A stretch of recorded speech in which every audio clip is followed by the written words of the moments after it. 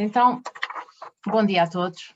Vamos dar início a mais um webinar do ciclo de formação interna do Instituto de Apoio à Criança, hoje com a professora doutora Clara Souto Maior. Vou fazer uma breve apresentação do seu vastíssimo currículo. A doutora Clara é licenciada em Direito desde 89 pela Faculdade de Direito da Universidade Católica Portuguesa, da Escola do Porto. É mestre em Ciências Jurídico-Civilísticas desde 93 pela Faculdade de Direito da Universidade de Coimbra. É doutorada em Direito Civil desde 2009 pela Universidade Católica Portuguesa, do Porto, em cuja Faculdade de Direito lecionou entre 89 e 2012 diversas disciplinas, entre as quais Direito de Família e Direito das Crianças. É juíza de carreira, foi nomeada juíza conselheira do Supremo Tribunal de Justiça em 26 de setembro de 2012. Em 20 de julho de 2016 foi eleita juíza do Tribunal Constitucional pela Assembleia da República por maioria qualificada, tendo tomado posse a 22 de julho para um mandato de 9 anos. Em 25 de julho de 2019 renunciou ao mandato de juíza do Tribunal Constitucional, tendo regressado ao Supremo Tribunal de Justiça.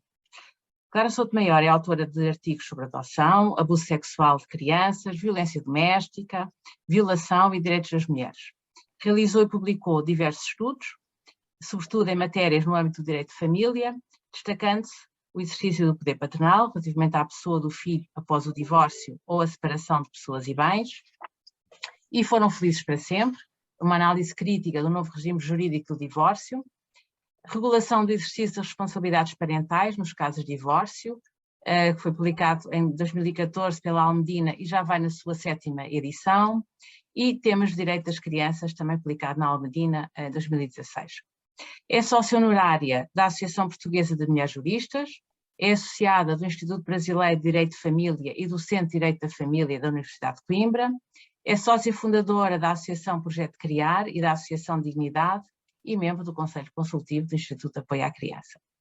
Hoje vamos ouvi-la sobre a determinação do superior interesse da criança nos processos tutelares cíveis. Antes de passar a palavra à professora Clara, vou passar a palavra à Presidente do Instituto de Apoio à Criança, a doutora Dulce Rocha, que quer aqui fazer um agradecimento especial. Muito obrigada. Eu pedi à Fernanda Salvaterra para fazer este agradecimento especial porque a minha relação com a professora Clara Souto Maior, com a conselheira Clara Souto Maior, também é muito especial.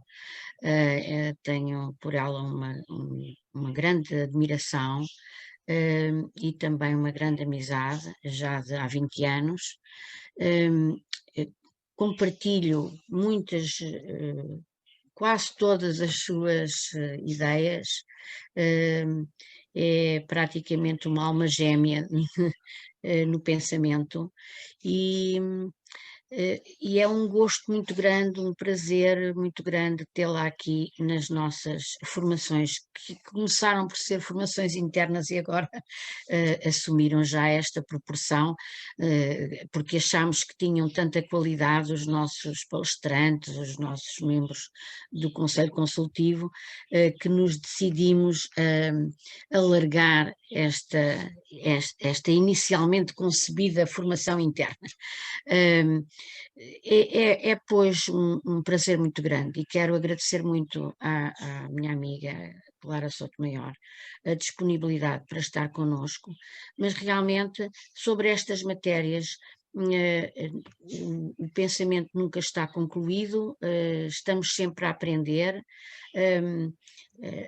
A sociedade e os conflitos na sociedade vão assumindo proporções diversas e a conselheira Clara tem posições muito pensadas, muito ponderadas, muito refletidas e também muito estudo sobre estas matérias, uma análise de jurisprudência extraordinária e, portanto, achamos que, sendo um tema sempre atual e oportuno, que era muito bom ouvi-la. Como a professora Fernanda Salvaterra disse, o livro A Regulação do Exercício das Responsabilidades Parentais nos casos de divórcio já vai na 7ª edição, em 2021. este dos temas de direito das crianças, para o qual tive a honra de fazer o prefácio, já é de 2014 e foi no Instituto de Apoio à Criança que foi apresentado o livro numa das nossas conferências. E realmente os temas são sempre muito bem desenvolvidos. Por exemplo, neste dos temas de direitos das crianças, tratou da questão da autonomia deste ramo do direito, falou muito da questão da proteção das vítimas de abuso sexual, e da dupla residência também, claro, e iniciou, ou reiniciou, porque eu lembro-me de nos conhecermos exatamente com um parecer sobre adoção, num processo que corria termos na relação do Porto e que chegou ao Supremo Tribunal de Justiça. E depois, agora já no Supremo, desde que está no Supremo Tribunal de Justiça, já foi relatora de um acórdão justamente sobre questões de divórcio, da adoção, que eu acho que é um monumento, esse acórdão sobre adoção é extraordinário. Lembro-me de ter enviado para a doutora Leonor Beleza, que foi também uma inovadora nestas questões da adoção, e ela disse, mas isto não, tem de ser mais divulgado, etc. Bem, realmente, em tudo o que faz, a doutora Clara põe muito rigor, muito estudo, muita dedicação e empenho. Ainda agora vi um artigo extraordinário, é mais um tratado, que foi para a revista da Faculdade de Direito de Lisboa sobre os grupos historicamente discriminados, que é extraordinário o artigo, e portanto mais uma vez, reafirmo que é um gosto muito grande tê-la aqui e saúdo-a e agradeço-lhe muito estar connosco. Muito obrigada, acho que vamos aprender todos com a sua palestra. Muito obrigada. Então passo-lhe a palavra, doutora Clara. Muito obrigada. É com muito orgulho que estou hoje aqui no Instituto de Apoio à Criança a encontrar-me com as pessoas que trabalham na área do direito das crianças e que melhor conhecem as necessidades e a vida concreta das crianças deste país e que mais ajudam também essas crianças. Agradeço muito as palavras da senhora doutora Fernanda Salvaterra e da senhora doutora Dulce Rocha, minha amiga já há 20 anos ou até mais de 20 anos, com quem sempre tive uma sintonia mental muito grande e com quem aprendi imenso sobre as questões do direito das crianças. À época eu não era juíza, ainda não tinha experiência prática dos tribunais e esse aspecto aprendi todo com a experiência que a doutora Dulce Rocha partilhava comigo sobre os casos que tinha no Tribunal de Família do Seixal e no Tribunal de Família de Lisboa. Não, o Tribunal de Seixal era o Tribunal Penal, não era Dulce como procuradora, eram os casos de crime, de violação, e depois foram os casos de direito da família no Tribunal de Família e Menores de Lisboa.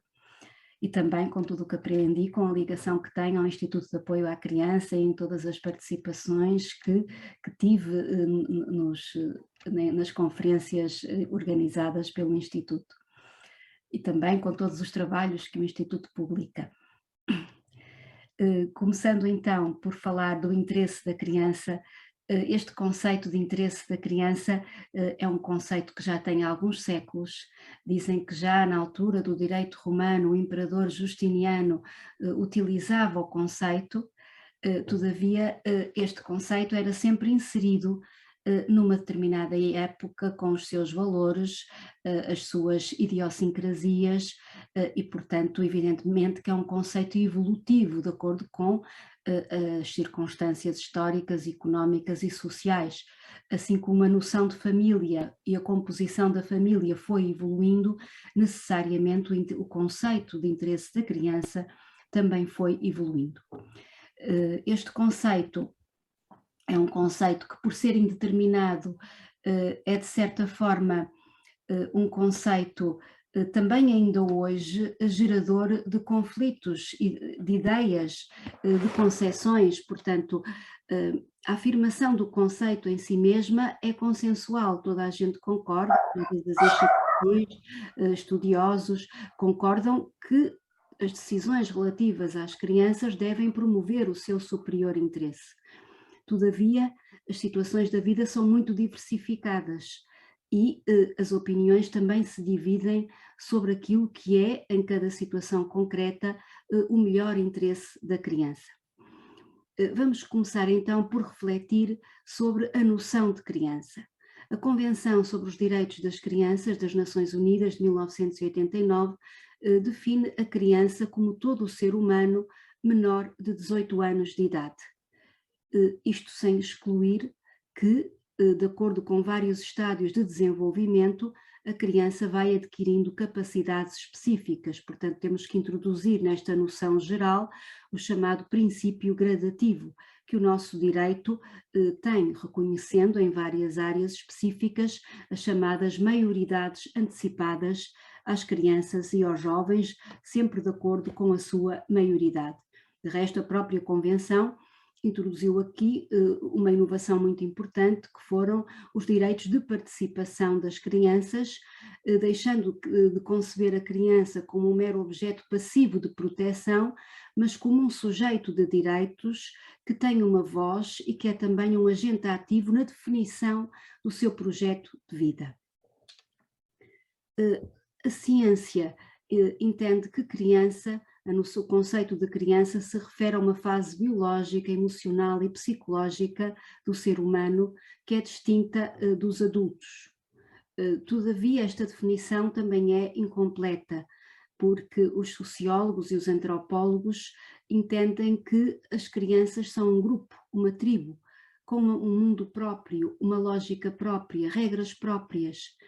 Um grupo onde se entra e se sai, portanto que é transitório, aos 18 anos sai-se desse grupo, e é portanto uma construção social complexa. Não é o mesmo ser-se criança num país europeu, ou em África, ou na China.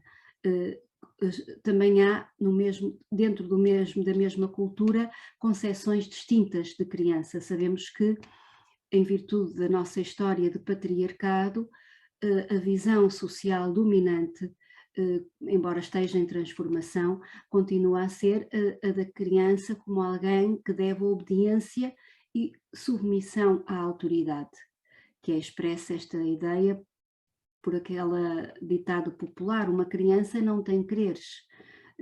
E, portanto, muitas vezes estas concepções estão presentes até nas nossas mentes e dificultam o trabalho, por exemplo, na audição da criança, na compreensão e aceitação do seu ponto de vista. A igualdade e a democracia não podem excluir as crianças. Não quer dizer que se esteja a colocar na responsabilidade das crianças a decisão. Essa responsabilidade é sempre do juiz ou da entidade que vai tomar a decisão, mas é muito importante ter empatia com a criança, sabermos colocarmos-nos no lugar da criança para perceber o seu ponto de vista e a sua perspectiva, e só assim é que podemos construir com ela a definição do projeto de vida. No plano jurídico, utiliza-se o conceito, nos ordenamentos jurídicos civis e penais, o conceito de menoridade, que no plano civil é definido como uma incapacidade de exercício de direitos às crianças e os jovens antes dos 18 anos. Este conceito refere-se sobretudo à autonomia patrimonial, não podem celebrar negócios jurídicos sem estarem representados pelos pais, salvo os atos próprios da vida corrente e de pequeno valor económico. Todavia, este conceito de incapacidade de exercício de direitos não se adapta ao plano dos direitos fundamentais das crianças e dos jovens, do direito à integridade moral e física, do direito à liberdade pessoal e ao livre desenvolvimento da personalidade. A criança tem que ter do direito à vida, do direito à opinião, do direito à reunião. Portanto, no domínio dos direitos fundamentais, a criança tem que ter capacidade não só de gozo, ou seja, de usufruir desses direitos, mas também de os exercer, sempre com o apoio, a ajuda e o aconselhamento dos seus pais ou dos seus representantes legais. E sempre de acordo com a sua maturidade e com as suas capacidades específicas. O conceito de menoridade também não pode ser visto como um conceito monolítico. A lei define como o período de tempo da vida humana que começa no dia do nascimento de um sujeito e termina no dia em que completa o 18º ano de idade. Mas a maioridade, que tem que ser um sistema normativo rígido quando se trata de definir o momento em que os jovens têm capacidade de exercício de direitos, capacidade, por exemplo, para votar, para trabalhar é aos 16, embora isso esteja também em mudança. Temos também aqui, a lei prevê no artigo 127 do Código Civil, um princípio de capacidade natural dos menores, de acordo com as suas faculdades intelectuais, físicas e evolutivas presentes em cada fase ou etapa do desenvolvimento. E, portanto, a definição de interesse da criança tem que se reportar sempre a esse grau de capacidades naturais das crianças, ainda que não sejam capacidades com poderes jurídicos. O direito das crianças também enquadra o conceito de interesse da criança. O conceito de interesse da criança é um conceito multidisciplinar, na medida em que cruza não só vários ramos do direito, mas também os conhecimentos provenientes das outras ciências sociais, da biologia, da psicologia, da história, da medicina, da sociologia. E, portanto, é um conceito que tem que ser compreendido e preenchido para ser aplicado na prática e que tem que ter em conta uma multiplicidade de fatores que só pessoas com conhecimentos especializados dominam. Embora seja um conceito que tem um valor apelativo e emocional muito grande, que as pessoas compreendem também a partir da sua própria sensibilidade e senso comum, uma vez que, por ser indeterminada, é muito permeável a ideologias e a subjetividades, tem que haver sempre o contributo das ciências e o contributo também da Constituição e das normas que prevêem direitos fundamentais para que, na definição do interesse da criança, se aceda a uma noção que reconhece a autonomia da criança e a centralização de todos os assuntos que lhe dizem respeito na titularidade de direitos fundamentais. O direito das crianças pretende ser então um ramo do direito que estuda a melhor definição de interesse da criança de acordo com o contexto em que ela vai ser aplicada, com o recurso a normas de direito internacional, as convenções internacionais e as convenções do Conselho da Europa sobre os direitos das crianças, por exemplo, a Convenção de Lanzarote, a Convenção de Istambul, a Convenção da luta contra o tráfico de crianças, a Convenção dos Direitos da Criança e os seus protocolos adicionais. As diretivas comunitárias, a União Europeia tem proferido também muitos documentos alusivos aos direitos das crianças. Logo na Carta dos Direitos Fundamentais prevê também o critério do interesse da criança como a regra fundamental de todas as decisões que lhe dizem respeito e o direito das crianças de serem ouvidas nessas decisões, tal como o artigo 12º da Convenção dos Direitos das Crianças. Dentro destas normas comunitárias e normas de direito internacional, temos que considerar também a jurisprudência do Tribunal Europeu dos Direitos Humanos sobre o artigo 8º da Convenção relativo ao interesse das crianças na sua vida familiar e à proteção da vida familiar contra ingerências abusivas do Estado. Este artigo 8º, por interpretação atualista, inclui também o direito à integridade moral das crianças e, por exemplo, a proteção das vítimas de crime no processo penal, para evitar a vitimização secundária. As diretivas comunitárias temos como aquela mais importante, a que se refere à luta contra o abuso sexual e exploração sexual de crianças, a Diretiva 93/2011, que contém numerosas regras que foram transpostas recentemente pela Lei 4020 e também para o regime geral dos processos tutelares cíveis, embora essas fossem mais provenientes da Convenção de Istambul. A nossa Constituição refere-se aos direitos das crianças no artigo 69, ao direito das crianças ao desenvolvimento integral e à proteção contra todas as formas de abuso da autoridade e à proteção do Estado e da sociedade. Este conjunto de direitos abrange também o direito à continuidade das suas relações afetivas e psicológicas profundas, e porque se entende que o afeto está ligado e é essencial para a promoção do desenvolvimento das crianças.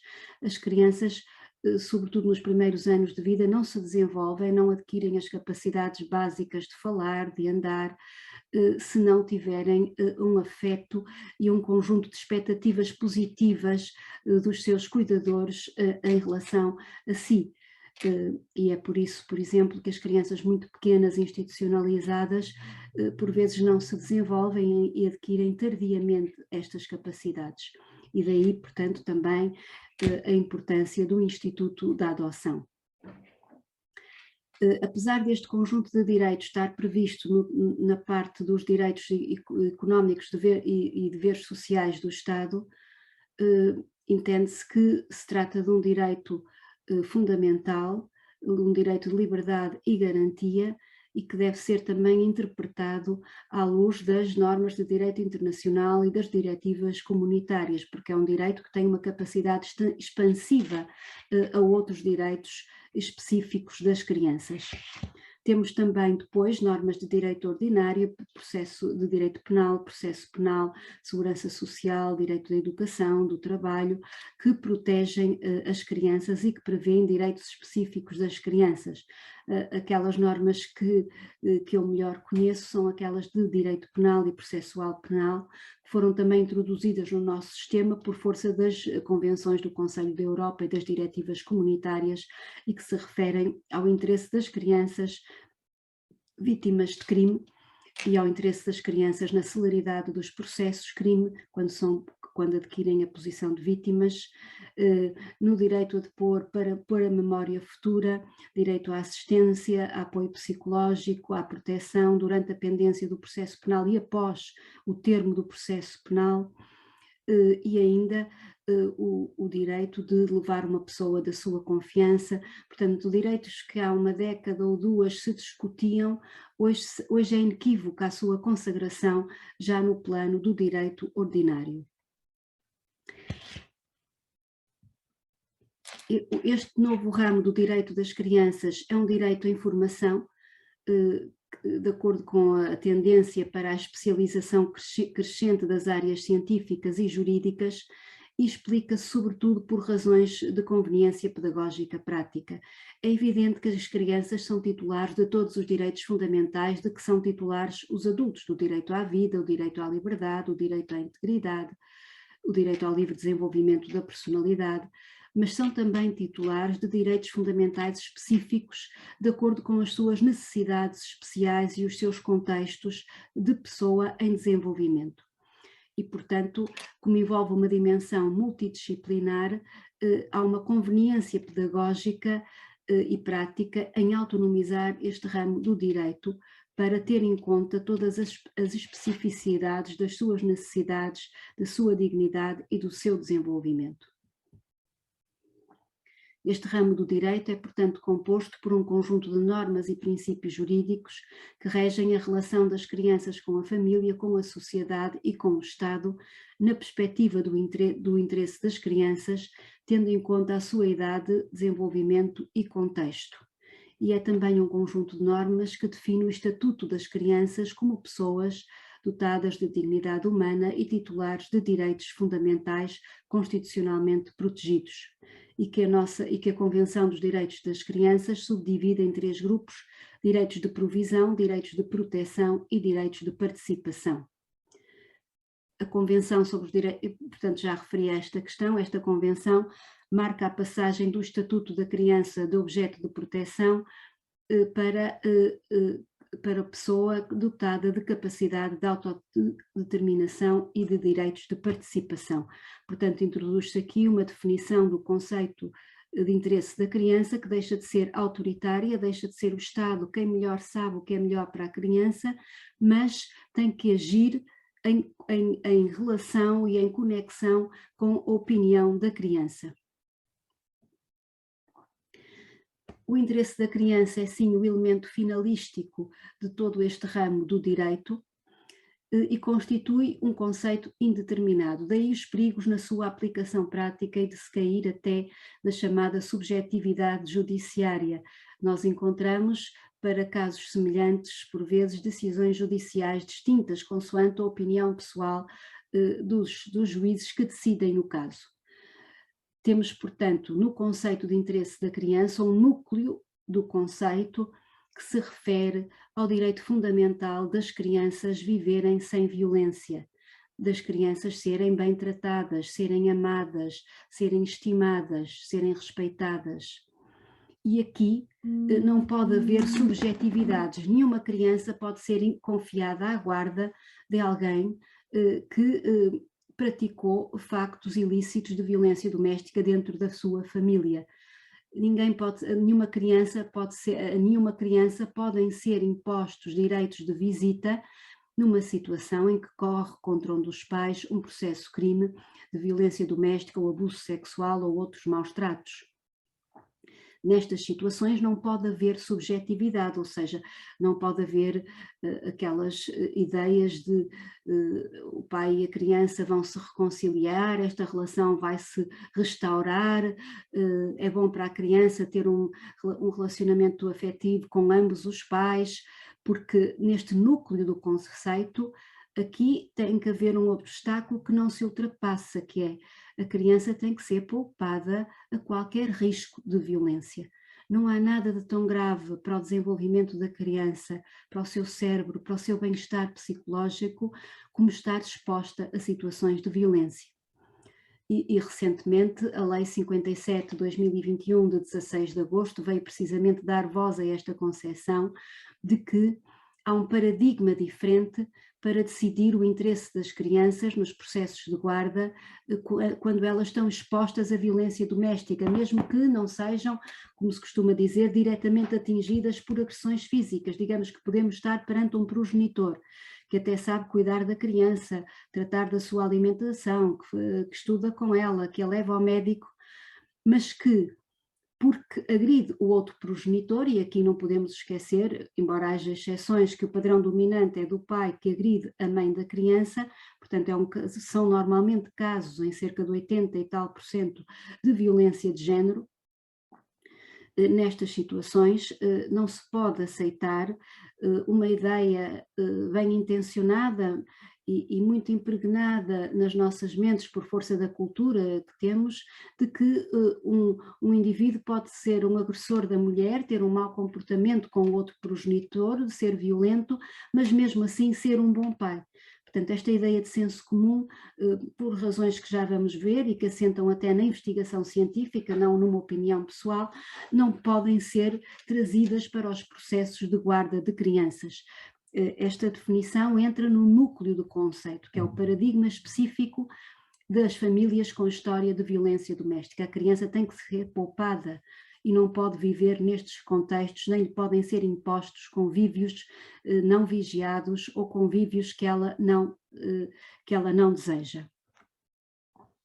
Esta Lei 57/2001 veio também alargar o conceito de vítima para efeitos de processo penal e de direitos das vítimas, para efeitos, por exemplo, de memória futura. Estas crianças expostas têm direito a ser ouvidas para memória futura e têm direito a todas as formas de proteção e de assistência previstas na Lei 112/2009, porque são crianças que também estão a ser vítimas de violência doméstica, portanto, dos factos proibidos e punidos pelo artigo 152 do Código Penal. Este novo conceito de vítima veio também ter repercussão nos processos de guarda e de regulação das responsabilidades parentais, porque a Lei 57/2021 veio prever aqui duas medidas de coação urgentes muito importantes. Uma delas é a restrição do exercício das responsabilidades parentais do agressor e outra é o abandono da morada de família. O agressor pode ser forçado a abandonar a casa de morada de família em vez de ser a vítima, normalmente a mãe e as crianças, a terem que arranjar uma alternativa habitacional junto de outro familiar ou numa casa-abrigo. Veremos então se esta lei vai ser efetivamente aplicada e se há condições para isso, porque de facto também é muito importante fazer a transição de um sistema que, no fundo, vitimiza novamente as vítimas e as crianças, porque têm que ser afastadas do seu domicílio, quando vão para casas-abrigo, serem colocadas em casas que ficam longe da sua própria cidade, do seu meio social, da profissão da mãe, da escola das crianças. Portanto, isto também introduz aqui uma penalização que não é justa nas famílias vítimas de violência doméstica, portanto, nos agregados familiares, nas vítimas e nos seus filhos que são vítimas de violência doméstica. Também há aqui uma mudança que envolve as comissões de proteção de crianças e jovens, que é a polícia, quando recebe a denúncia e constitui, portanto, o estatuto de vítima, deve enviar toda a documentação para os tribunais de família e menores e para as comissões de proteção de crianças e jovens, para estarem imediatamente informadas que aquela criança está em perigo. Porque uma criança exposta a situações de violência doméstica é uma criança que está sujeita a comportamentos que afetam o seu equilíbrio emocional e o seu bem-estar psíquico e, portanto, carece também imediatamente de medidas de proteção, nas quais as comissões de proteção colaboram. Os direitos das crianças de audição e de participação também estão aqui definidos neste regime jurídico, na Lei 112 de 2009, sobre as vítimas de violência doméstica, e também é importante aqui considerar o primado das relações psicológicas profundas da criança. Ou seja, normalmente a criança está mais vinculada afetivamente à sua pessoa de referência. E nos casos em que essa pessoa de referência não é a pessoa agressora, essa relação, que é normalmente com a mãe, deve ser absolutamente protegida, porque se introduzimos aí uma quebra nessa relação, por exemplo, institucionalizando a criança porque a mãe não tem condições, ou sabemos que há casos em que se confia a guarda da criança ao pai, porque o pai, apesar de estar indiciado por violência doméstica, tem melhores condições materiais e habitacionais para cuidar da criança, ou aos avós paternos. Nestas situações, se nós prejudicamos esta relação, isto também não ajuda a criança a recuperar psicologicamente das situações de violência doméstica, porque normalmente entre a criança e a mãe vítima há uma relação de grande dependência e de grande solidariedade. Assim como nas relações entre os irmãos, que não devem também ser separados.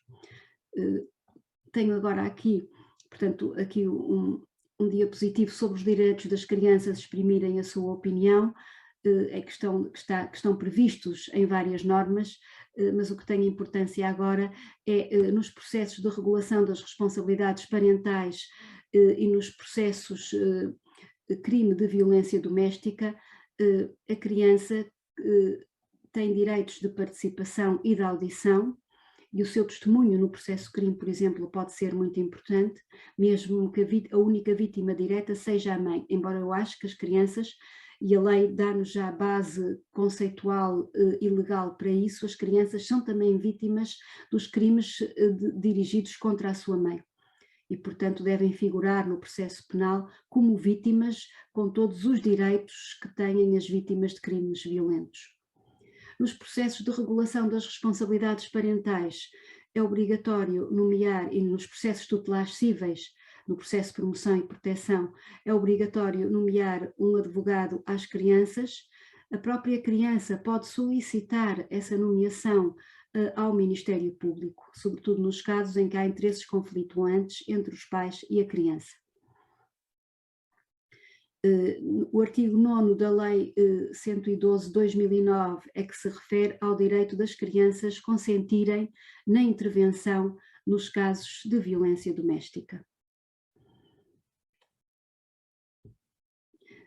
Vou-me agora também referir à questão da relação afetiva e à importância da proteção da relação afetiva da criança com a sua pessoa de referência. Estas considerações são válidas para todos os processos de regulação das responsabilidades parentais, mas também se referem aos casos de processos de adoção e aos casos de processos de promoção e proteção, em que se deve defender a concepção de princípio de interesse da criança como o primado das relações afetivas profundas e precoces, que já foi consagrado em lei, por força até de uma proposta elaborada pelo Instituto de Apoio à Criança, em que o documento base foi redigido pela senhora doutora Dulce Rocha, e que está publicado na internet, é muito fácil encontrá-lo para quem quiser consultar, onde se desenvolve este tema da importância da relação afetiva da criança com os seus pais ou com os cuidadores que em substituição dos pais desempenham essas tarefas, quando os pais se demitem delas. Este princípio está consagrado na lei, no artigo 4º, a linha A, da Lei de Proteção de Crianças e Jovens, e é aplicado a todos os processos tutelares cíveis, porque a própria lei remete também para os processos tutelares cíveis. Portanto, o regime geral dos processos tutelares cíveis, desculpem, é ao contrário, remete para o artigo 4º, a linha A, e para todos os princípios de intervenção que estão definidos na...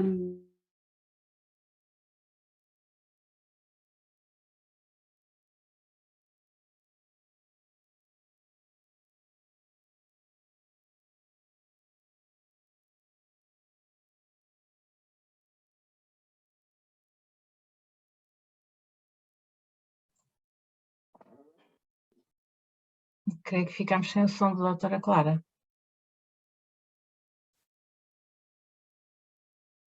Doutora Clara, estamos sem som seu, não a estamos a ouvir.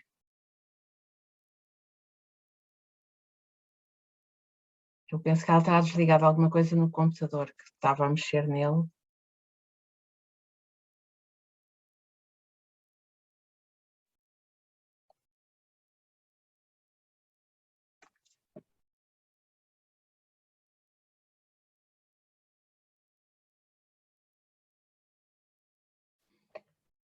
Ou a ligação da internet caiu.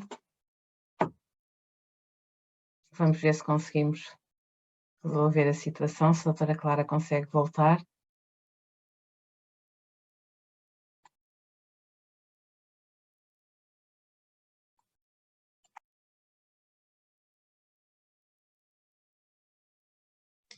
Pois foi. Até já então. Até já. Diz que perdeu a conexão, vai tentar entrar outra vez.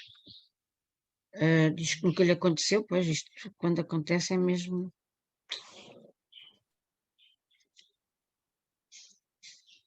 Vamos então aguardar. Vamos ver.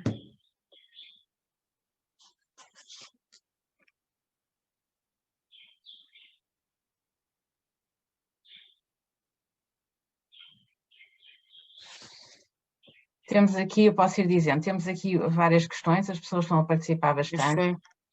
Continuamos a assistir a casos em que se impõe à criança o convívio com o pai e o tutor da mãe.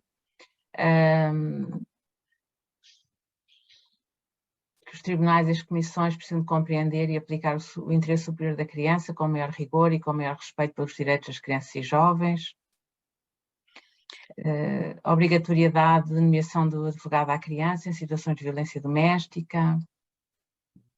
Sim, muitas vezes o que assistimos é que as leis vão se alterando. Olha, a professora Clara já voltou. Olá, peço imensa desculpa pela interrupção, não sei o que é que aconteceu, perdi a conexão, mas já está recuperada, vamos então continuar. Eu não sei onde é que está o PowerPoint já. Está aqui. Ainda estão a vê-lo ou não? Não, estamos a ver a Clara. Tenho que compartilhar novamente. Sim, tem que compartilhar a tela. Exato. Estávamos aqui a falar que já há muitas pessoas no bate-papo a falar, é muito interessante. Engraçado, eu não tenho acompanhado, estou concentrada. Pois, não tenho claro. visto. Claro. E, portanto, vamos então continuar a falar sobre o interesse da criança. O interesse da criança constitui, portanto, o critério de decisão relativamente a todos os litígios judiciais que envolvam a pessoa da criança. Sabemos que cada vez mais existem processos judiciais que têm por objeto a definição do destino da criança ou a confiança da sua guarda ou até a constituição de relações jurídicas familiares, como o apadrinhamento civil, embora ainda muito diminuto o apadrinhamento civil, e a adoção. Eu vou-me referir aos processos de adoção, aos processos de promoção e proteção de criança e jovem em perigo e aos processos de regulação das responsabilidades parentais e às especificidades do conceito de interesse da criança nestes contextos. No processo de adoção, portanto, estou a falar não nos processos preparatórios da adoção, mas no processo de adoção propriamente dita, que corre depois da criança já estar confiada aos candidatos adotantes, para haver uma sentença que constitui a relação jurídica familiar de adoção, a lei também consagra determinados critérios. Tem que se demonstrar que a adoção produz reais vantagens para o adotando e que se constituiu entre o adotando e os adotantes uma relação afetiva próxima ou semelhante à filiação.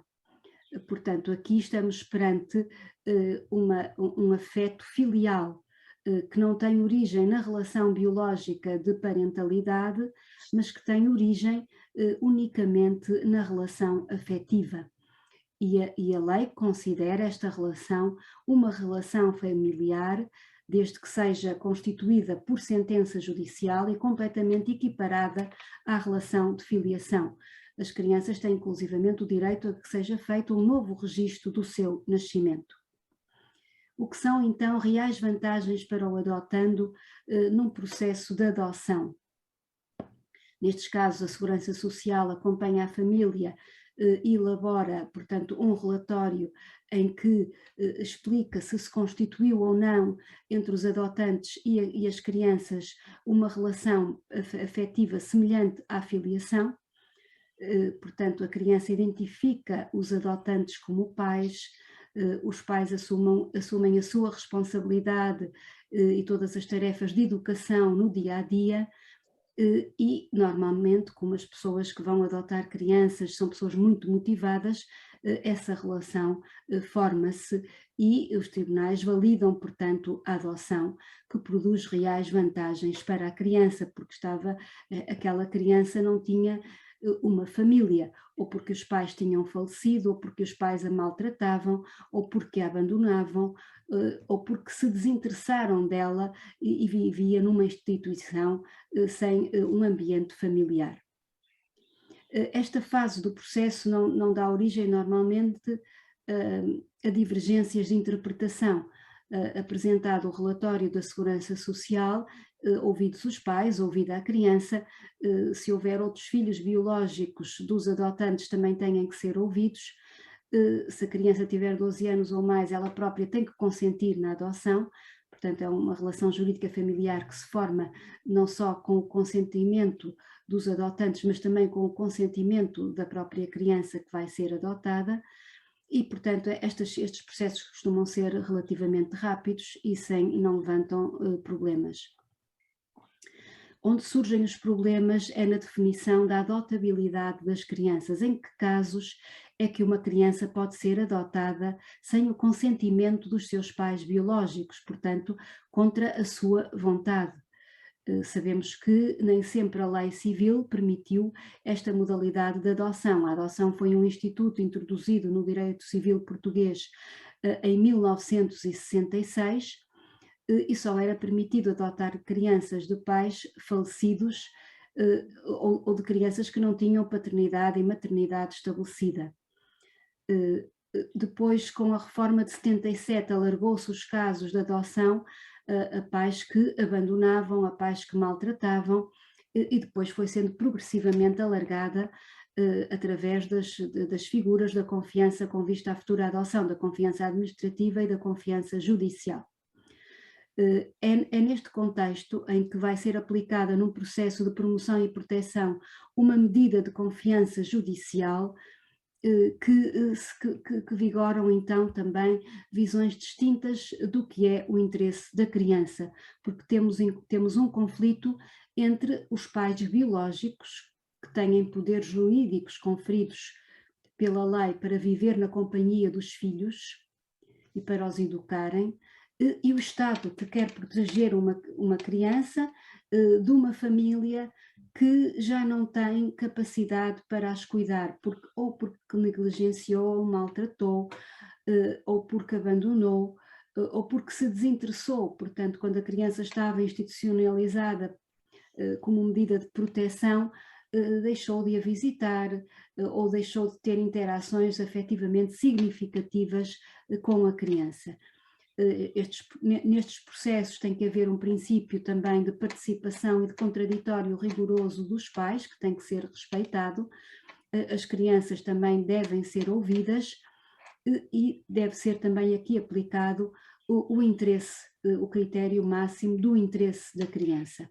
Claro que o artigo 1978 do Código Civil define as situações em que pode haver esta confiança judicial, para além daquelas em que os pais faleceram e não há outros familiares para cuidar das crianças, ou em que os pais biológicos consentiram na adoção da criança, temos todo aquele conjunto de situações em que há um perigo grave para a criança, para a sua segurança, saúde e educação, inclusive problemas de saúde mental dos pais, portanto sem culpa dos pais, que ponham em perigo grave a sua segurança, a sua saúde e o seu desenvolvimento, acompanhando-se de quebra dos laços afetivos com a criança.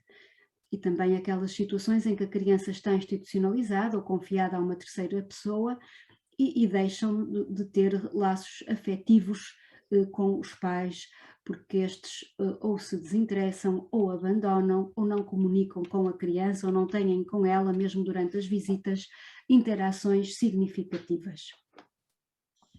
Claro que depois estes processos já demoram mais tempo em tribunal, envolve a elaboração de relatórios, a audição dos pais, das testemunhas dos pais, das comissões de proteção de crianças e jovens que acompanharam a família e de outros peritos que tenham avaliado a família e as crianças.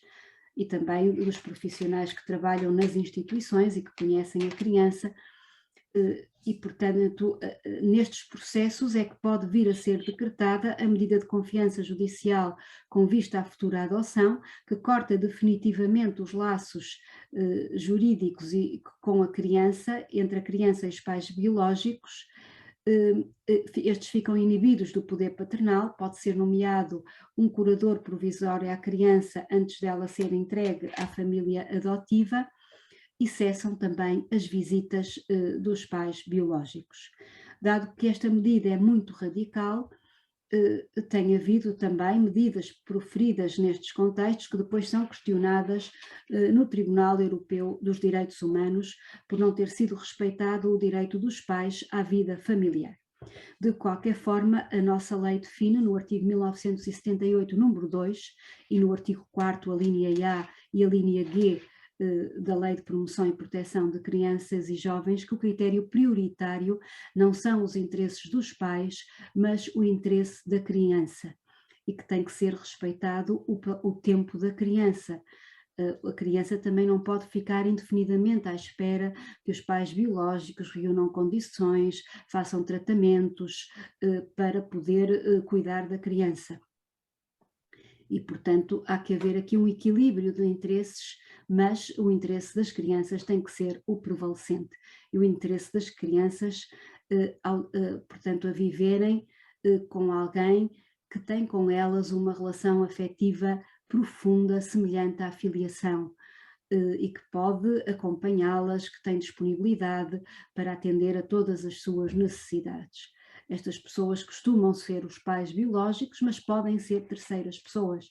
As pessoas que adotam a criança serão seguramente, e por vezes há situações transitórias em que a criança está confiada a um casal ou a uma pessoa singular, confiada de facto ou confiada no plano jurídico, num processo de guarda ou de promoção e proteção, e essas pessoas assumem os cuidadores, assumem, às vezes têm apenas a guarda de facto, assumem os cuidados básicos e acabam por estabelecer com a criança laços afetivos semelhante à filiação.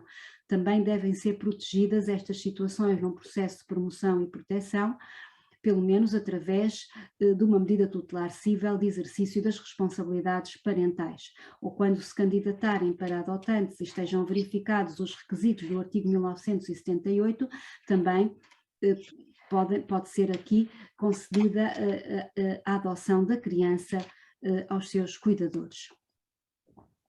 Já os processos de regulação das responsabilidades parentais, aqui, em regra, não há oposição entre os pais biológicos e o Estado, como nos processos de promoção e proteção, mas há um conflito entre os pais biológicos da criança, porque não vivem juntos, porque se separaram ou se divorciaram e portanto, deixam de poder coabitar ambos com os filhos e ambos e não chegam a acordo sobre a definição do destino dos filhos e sobre a atribuição da guarda, o regime de convívio, de alimentos devidos aos filhos menores, e então tem que ser o tribunal a decidir qual é a solução melhor para a criança. E aqui também prevalece o critério do interesse da criança sobre o interesse dos pais ou sobre a igualdade entre os pais.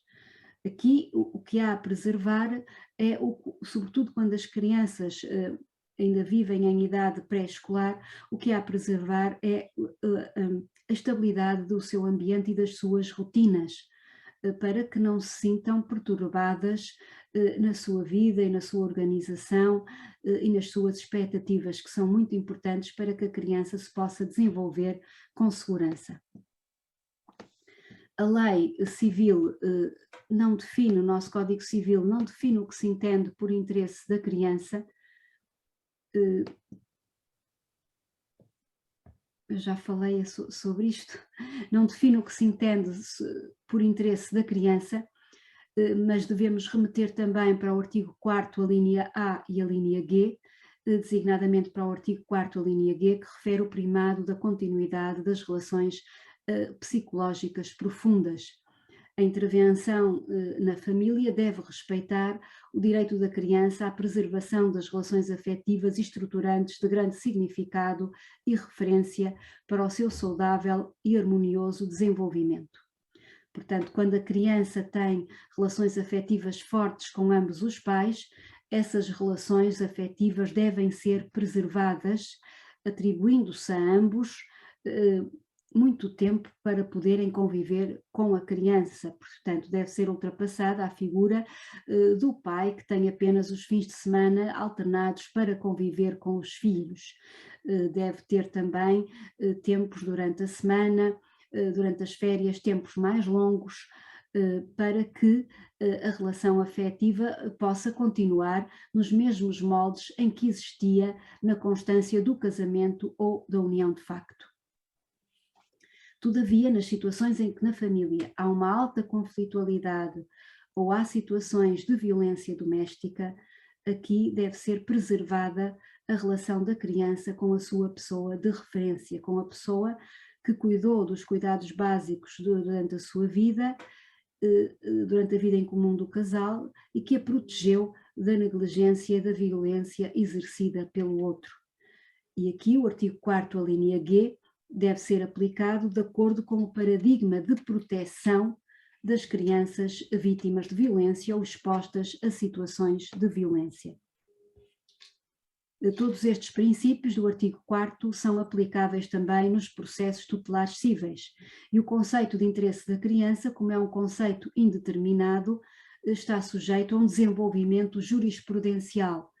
Portanto, são os tribunais que, caso a caso, definem qual é o interesse de cada criança concreta em função dos factos de cada caso.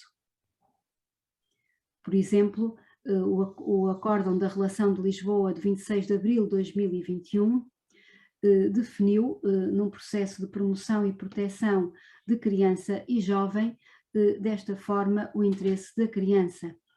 Quando se constata que a família biológica não reúne condições para cumprir as suas funções, este processo de promoção e proteção visa definir um projeto de vida para as crianças para a promoção da sua integração social e normal desenvolvimento, de preferência junto de uma família, constituindo a adoção um dos principais caminhos para alcançar essa família. estes acórdãos geralmente dão primazia ao direito da criança a viver junto de uma família que possa estabelecer com ela uma relação afetiva profunda.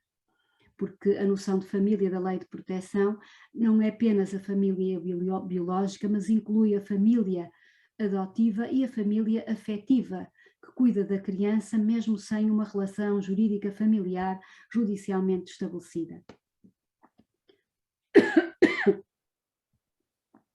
Há quem questione o que significa este conceito de afeto, e há quem entenda que não é um conceito jurídico, e que é um conceito tão indeterminado que não significa nada no plano judicial.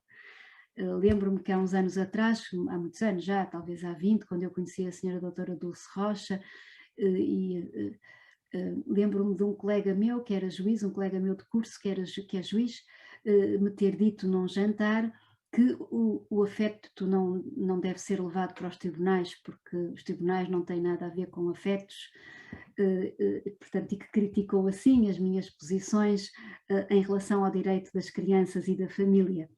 Mas a verdade é que ele esqueceu que a própria lei usa o conceito de vínculo afetivo próprio da filiação. Portanto, se é a própria lei que usa, como não trazer para os tribunais a noção de afeto? Há quem diga que é muito difícil provar o afeto, mas nós temos que saber duas coisas. Não tem afeto pela criança quem o afirma, quem o diz ter, não é? É muito importante considerar isto, porque os adultos, quando reclamam direitos para as crianças, todos dizem ter um laço afetivo, e também não podemos transformar o conceito de afeto num conceito vazio. Toda a gente tem afetos pelas crianças e, portanto, não pode ser o conceito de afeto para efeitos de filiação, tem que ser um conceito de afeto que seja passível de demonstração por factos concretos provados em tribunal. Isto faz-se na prática, e é assim que o conceito deve ser analisado. Tem que ser objetivado em atos de cuidado demonstráveis em tribunal. Quem é que tem então afeto pela criança? Em primeiro lugar, quem cuida dela, se o fez sempre com qualidade. Imaginem um casal que se está a divorciar. Foi a mãe que cuidou da criança desde o nascimento, não só teve a licença parental na sua totalidade, como é a regra, mas para além disso foi sempre ela que pediu licença no emprego para prestar assistência aos filhos menores quando estavam doentes, com sarampo, com viroses. Foi sempre ela que foi levar as crianças à escola, que fez com elas os trabalhos de casa. Foi ela que, quando eles eram mais pequeninos, tratou da sua alimentação, que os vestia de manhã, que os deitava à noite. Foi ela que realizou predominantemente, não quer dizer que eu tenha feito exclusivamente, mas em termos predominantes que assumiu estas responsabilidades cotidianas. Provados estes cuidados, então, havendo um litígio entre os pais e um conflito que não possa ser dirimido dividindo a criança em dois, não é? Dividindo o tempo da criança alternadamente entre o pai e a mãe, até porque essa solução não pode ser a regra, nem a lei a definiu como regra para todas as famílias, então deve ser a mãe a residir, a assumir a residência principal com as crianças. Este critério aplica-se também, por exemplo, vamos supor uma criança que vive na guarda de facto, porque os pais com terceiras pessoas, com a madrinha, com o padrinho, os pais emigraram ou eram toxicodependentes e não podiam cuidar dela, entregaram-na ao cuidado de um familiar ou da madrinha ou do padrinho, e visitavam esporadicamente, mas a criança não os reconhecia como figuras parentais. Esses progenitores, que aparecem mais tarde a reclamar a guarda da criança, invocando também sentir muito afeto e ter do seu lado o vínculo biológico e o vínculo jurídico de parentalidade, que força é que eles têm, que força é que estes argumentos têm perante quem durante 3, 4, 5 anos cuidou de uma criança no dia a dia, deixando de dormir de noite quando ela era bebê, levando-a à escola depois mais tarde, fazendo os trabalhos escolares com ela, tratando da sua alimentação, prestando cuidados de saúde na doença, ajudando a criança nas suas situações de dificuldade, nas relações interpares, orientando as suas atividades extracurriculares.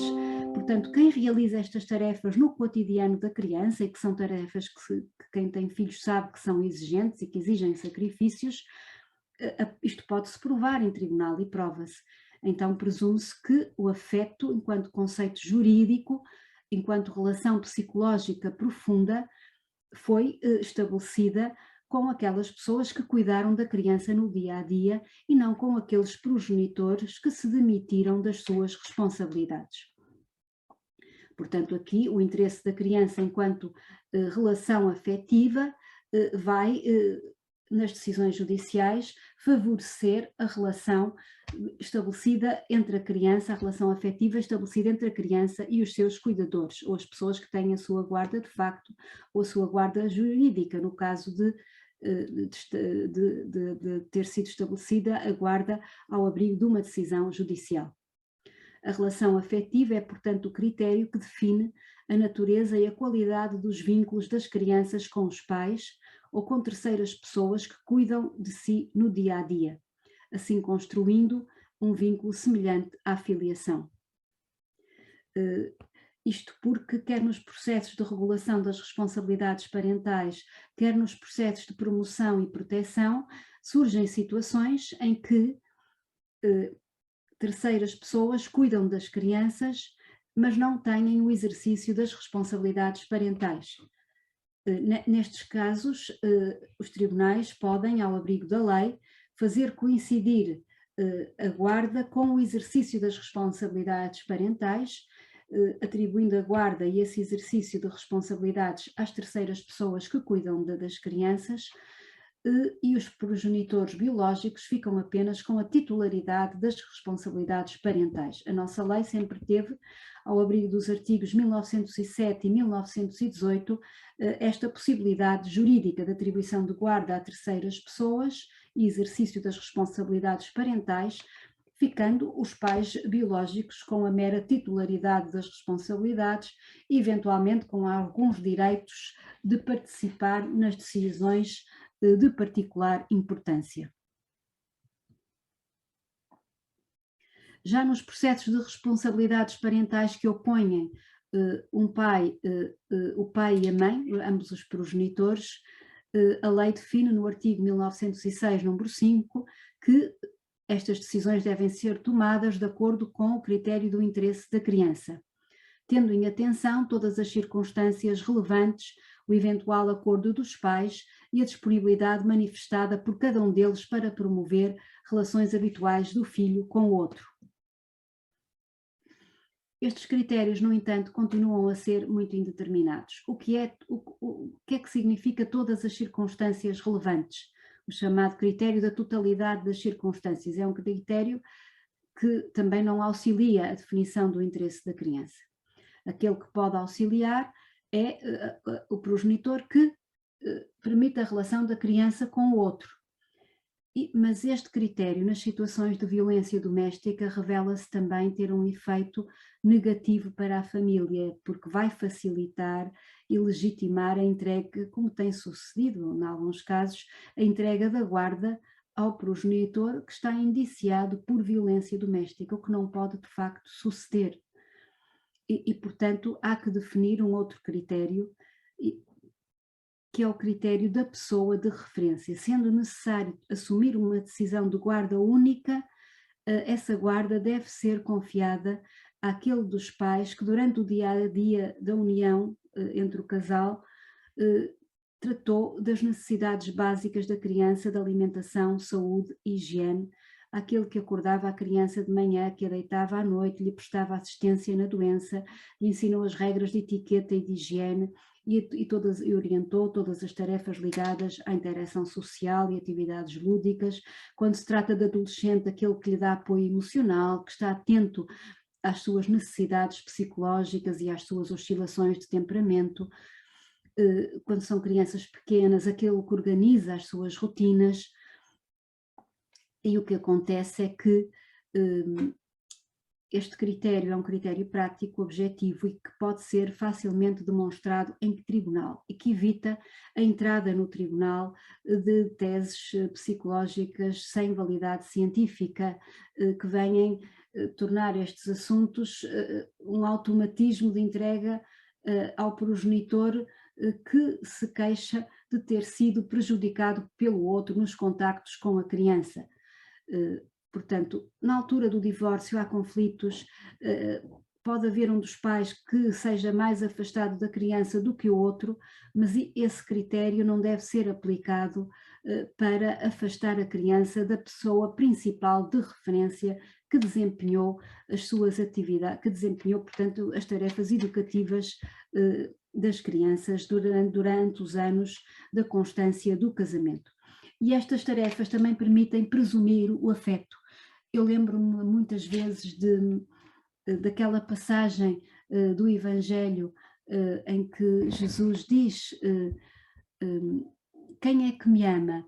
Aquele que me foi visitar quando eu estava preso, que me vestiu quando eu estava nu, que me deu de comer quando eu tive fome, que me deu de beber quando eu tive sede. E, portanto, estas atitudes de satisfazer as necessidades fundamentais no dia a dia, até várias vezes ao dia, que exigem muita atenção, muito sacrifício, muito carinho, significam evidentemente afeto pela criança. O Código Civil, quando se refere à relação afetiva e a Lei de Promoção e Proteção, querem promover estes cuidados e a continuidade e a qualidade destes cuidados prestados à criança. Não querem promover o afeto de uma pessoa que só afirma ter afeto, mas que nunca demonstrou na prática esta disponibilidade e esta dedicação cotidiana para cuidar da criança. Eu penso que já ultrapassei a hora e, portanto, vamos então abrir o debate para quem quiser colocar questões. Eu tinha aqui outras questões, mas acho que já estão colocadas várias questões sobre a definição do interesse da criança e, portanto, podemos interromper agora para a colocação de questões. Muito obrigada, professora Clara Soutomaior, pela sua belíssima conferência e tocou aqui em vários temas que a mim especialmente me são muito caros, até porque trabalhei muito nessa área, quer da adoção, quer nas comissões de proteção, e como psicóloga, não é, a importância dos afetos e da importância que é termos os afetos ligados à lei, não é? Aliás, não se podem tomar decisões legais sem ter em conta os afetos e o superior interesse da criança. E sabe-se que isso está hoje amplamente provado, o impacto que tem no desenvolvimento da criança quando esses afetos, de facto, não são de qualidade, não é? Ou são não afetos. Mas eu iria então passar, se calhar, a palavra a quem? Doutora Dulce. Há aqui várias questões que eu posso ir também dizendo e deixar a intervenção de outras pessoas para mais tarde. Por exemplo... Eu posso dar início porque há sempre aquele momentinho da quebra do gelo. Eu acho que a comunicação, a palestra da professora Clara Soutomaior, hoje conselheira Clara Soutomaior, foi muito esclarecedora, sempre muito clara, e que é muito importante trazer este conceito que é já tão antigo, nem sabia que era do tempo do imperador Justiniano, mas já anotei. Agora, realmente tem estado sempre presente, quer na Declaração dos Direitos da Criança em 59, quer depois na Convenção sobre os Direitos da Criança em 89, quer depois na nossa própria lei, está sempre presente, como disse, nos critérios sobre adoção, nos critérios nos processos tutelares cíveis, na promoção, na lei de proteção de crianças e jovens. Portanto, é um conceito que nos é familiar, mas como diz, há sempre, como é indeterminado, como é próprio dos conceitos ser indeterminado, não é? Pode haver aqui, de vez em quando, se não tivermos cuidado, se não formos rigorosos, pode haver subjetivismo até quando se menciona o conceito sem estar associado à realidade. Nós precisamos de critérios que sejam rigorosos e que nos ajudem a fazer justiça, e não apenas de palavras pomposas e de conceitos pomposos que depois não tenham a ver com a nossa realidade. Mas gostei imenso que mencionasse as diversas convenções que nos vão ajudando a ver mais além. Os protocolos facultativos à Convenção sobre o Direito da Criança foram muito importantes, a Convenção de Lanzarote, realmente, e agora a Convenção de Istambul também. Cada vez temos mais instrumentos legislativos e também a nível internacional que nos podem ajudar a fazer uma melhor justiça. E realmente a sua comunicação é isso, dá-nos novas perspectivas, falou-nos da interpretação atualista, e esta nova lei. Sabe que, entretanto, eu estive a falar com uma colega minha, é claro que ainda está em exercício de funções e não jubilada como eu, aquela colega de Faro, que tem interposto vários recursos para o Tribunal da Relação de Évora sobre os requerimentos para declarações para memória futura,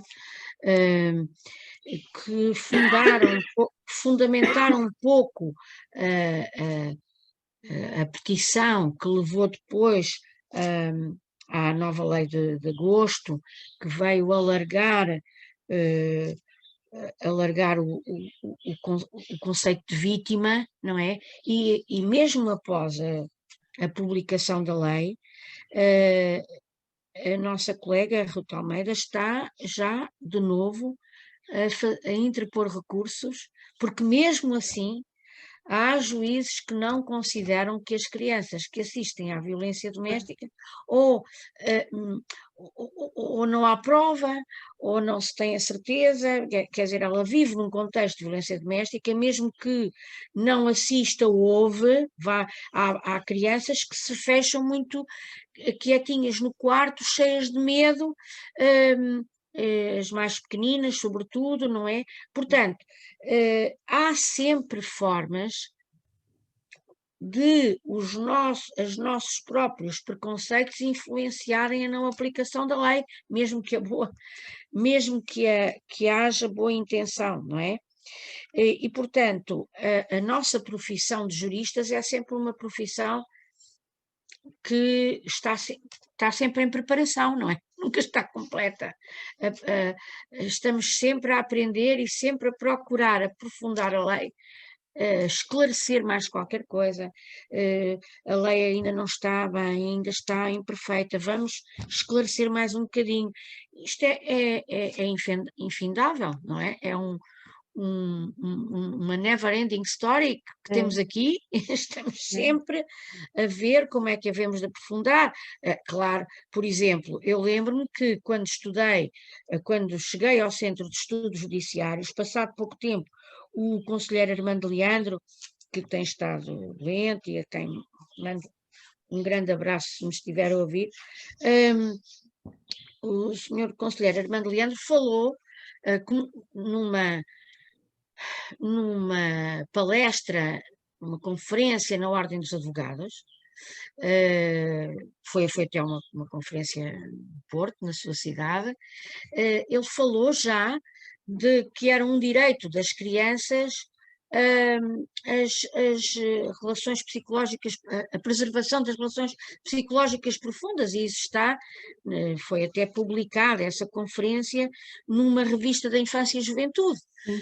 E depois eu senti necessidade de trazer de novo esse conceito para a discussão pública, e fomos à Assembleia da República entregar o tal documento de que fala. Ficou lá parado uma data de tempo e depois só em 2015 é que voltou, não é? Nós fomos em 2008, portanto 7 anos antes fomos todos à Assembleia, a direção toda do Instituto, acompanhada da minha pessoa, que era presidente executiva e que ainda não era presidente do IAC, mas a doutora Manuela Yanes abraçou essa causa de reforçar o direito das crianças à preservação das suas relações psicológicas profundas e afetivas e de referência. Portanto, isto... Ainda bem que a Clara existe para continuar a lutar por tudo isto, pelo interesse superior da criança, que realmente é de facto um grupo muito vulnerável e um grupo que tem sido discriminado ao longo dos séculos, como diz no seu recente artigo publicado na revista da Faculdade de Direito de Lisboa. Olha, foi um gosto ouvi-la, são sempre muitos os ensinamentos que nos traz e mais uma vez lhe quero agradecer tudo. Aliás, todas as pessoas que estão aqui, que estou a ver, agradeço a exposição muito clara e elucidativa. Queria felicitar a conselheira Clara Muito obrigada a Sotomayor. todos, eu é que agradeço. Olha, realmente é também para o IAC um grande orgulho e uma honra tê-la no Conselho Consultivo e em boa hora pensámos em alargar estas formações internas. Sempre foi um grande desejo meu, já quando estive aqueles pequeninos 2 anos na Comissão Nacional, fiz uma grande força para fazermos formação, principalmente sobre estes conceitos, sobre as práticas, e penso que o processo não é tão importante como os conceitos, como o material, não é? Se as pessoas estiverem na posse destes elementos, farão melhor justiça. E foi sempre essa a minha ideia. E agora no IAC tenho a honra e o privilégio de poder, com a ajuda da professora doutora Fernanda Salvaterra, fazer termos estas palestras e fiquei muito contente por ver tantas comissões de proteção que saúdo pela sua luta cotidiana por pôr em prática o superior interesse da criança e mais uma vez lhe agradeço muito. Olha, vou dar então a palavra a outras pessoas que agora de certeza que já se quebrou o gelo, não é? As pessoas, portanto, não têm acesso a entrar, porque são muitas pessoas, não é? Entrar em direto. Estão a colocar as suas perguntas por escrito, eu posso agora ir dizendo algumas. Eu queria, só antes de passar a estas questões, dizer que até me parece impossível, enquanto psicóloga, que só agora, não é? Só recentemente, a criança tivesse o estatuto de vítima que vive em contexto de violência doméstica, quando se sabe há tanto tempo os efeitos nefastos que isso tem no seu desenvolvimento, não é? Quer ela seja agredida fisicamente ou assista apenas à violência, e o apenas aqui não é de sumenos importância. Não é de sumenos importância, pois. O que nós sabemos é que muitas vezes as crianças em contexto de violência doméstica e que assistem e não são agredidas, muitas vezes tendem a identificar-se com o agressor, exatamente por uma questão de sobrevivência e de defesa, não é? Portanto, de facto, isto tem efeitos nefastos a todos os níveis no desenvolvimento. Temos aqui uma questão, por exemplo, que diz que gostava de ouvir a professora Clara sobre os casos em que houve suspeita de abuso sexual, mas o alegado abusador não é considerado culpado, é considerado inocente aos olhos do direito, mas que perícias e intervenções psicossociais tudo apontam para uma forte suspeita desse abuso ter ocorrido. Como podemos continuar a proteger a criança, portanto, numa situação destas? Até onde pode ir a atuação do Ministério Público na proteção da criança quando existe algum desencontro entre aquilo que é provado e avaliado no campo judicial e no campo psicossocial?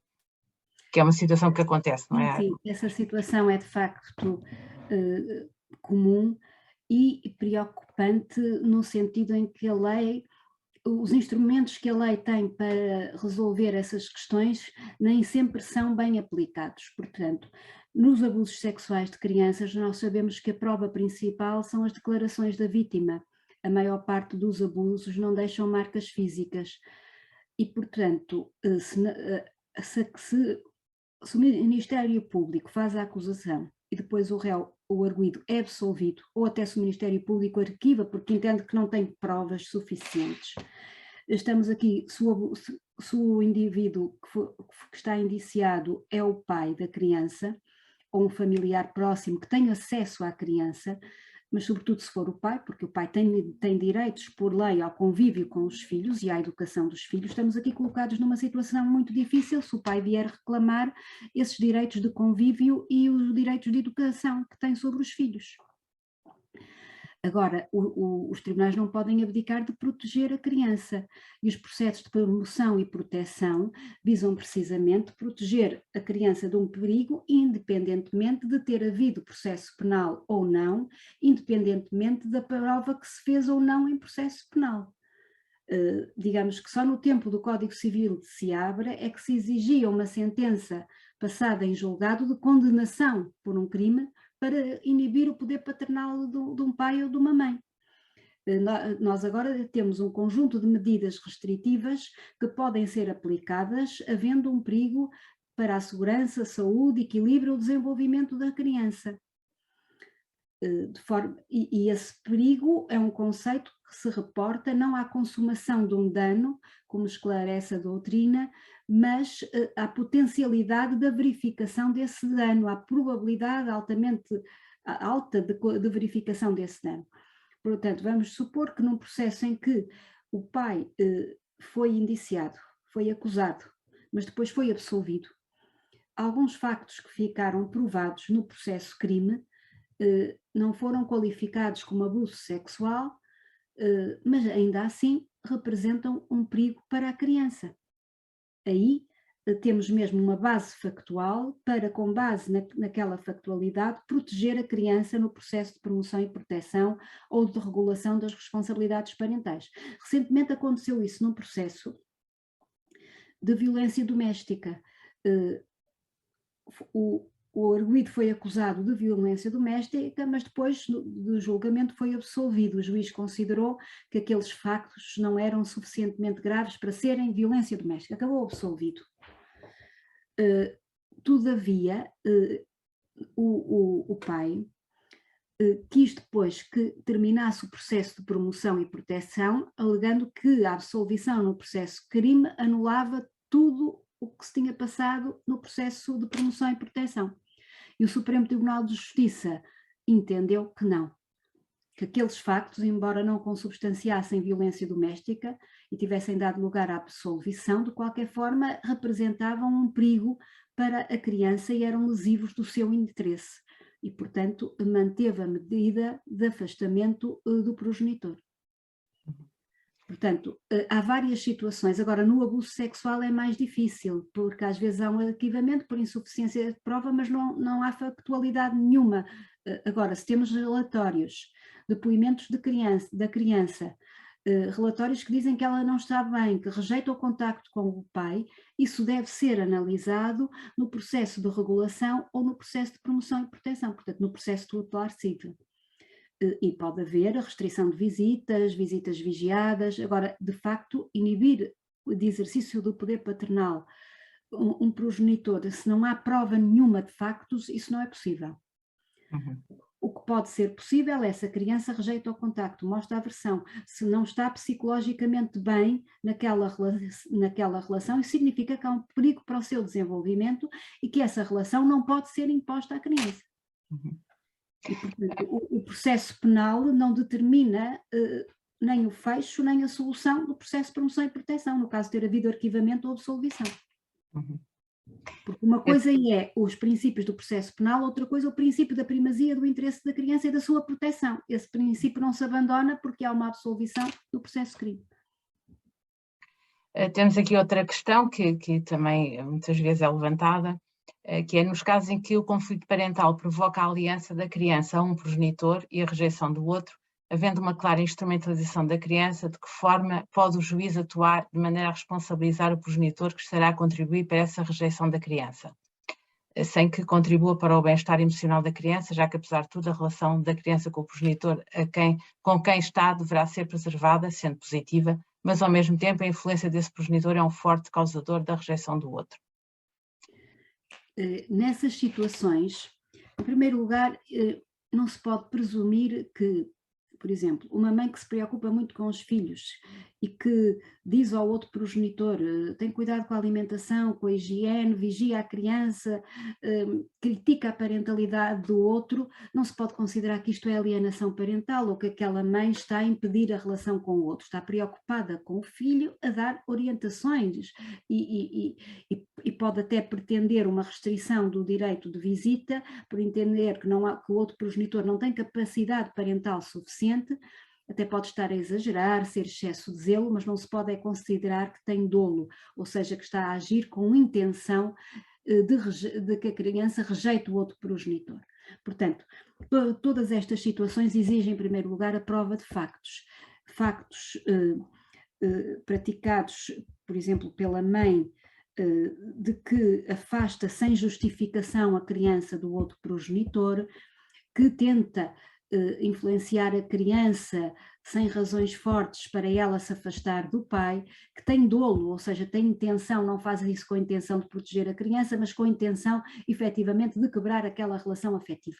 Havendo factos objetivos praticados pela mãe que demonstrem esta intenção e nexo de causalidade entre esses factos e a decisão da criança também se afastar do pai e recusar convívios, aí o direito tem que intervir. E tem que intervir para assegurar que o outro progenitor, que está a ser injustificadamente privado da criança, tenha acesso a ela e possa conviver com ela. E, portanto, o tribunal aí deve alargar os direitos de visita do outro progenitor e deve também, se for caso disso, promover a competência parental daquele progenitor. Promover o diálogo entre a mãe e o pai para que ambos acordem nas chamadas, aliás a lei prevê isso, orientações educativas relevantes que são definidas pelo progenitor residente, que normalmente é a mãe. Portanto, deve tentar-se investir na parentalidade do outro progenitor rejeitado, deve-se falar com a criança e ouvi-la, isto é o mais importante, para perceber porque é que ela rejeita.